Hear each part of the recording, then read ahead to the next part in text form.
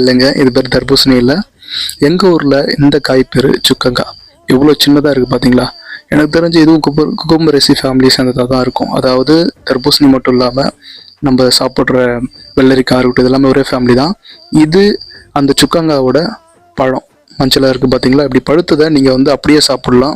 ஆனால் காய் அப்படியே சாப்பிட முடியாது, ஒரு சிறு கசப்பு இருக்கும். அந்த நாட்களில் எங்கள் அம்மா அப்பாலாம் சின்ன வயசில் இருக்கும்போது மல்லாட்டை கழனிக்கு மல்லாட்டை ஆய போவாங்க. அப்படி போகும்போது வயலில் அது கொடியில் அந்த பழம் இருக்கும், பழத்தை அப்படியே சாப்பிட்லாம். பாருங்கள், வெள்ளரிக்காய் மாதிரியா இருக்கா? பழம் மாதிரியே. பழம் உங்களுக்கு இனிப்பும் புளிப்பும் கலந்த சுவையில் இருக்கும்.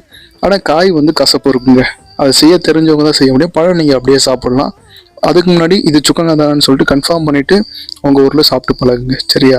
உண்மையிலே இது நல்லது. இயற்கையாகவே எந்த ஒரு மரபணு மாற்றம் செய்யப்படாத இயற்கையிலே விளைஞ்ச இப்போ வரைக்கும் இயற்கையாக அதே வடிவத்தில் இருக்க ஒரு உணவுப் பொருள். இதோட மருத்துவ பயன்கள் தெரிஞ்ச கமெண்ட்டில் சொல்லுங்கள். எல்லோரும் ஆரோக்கியமாக இருக்கும்.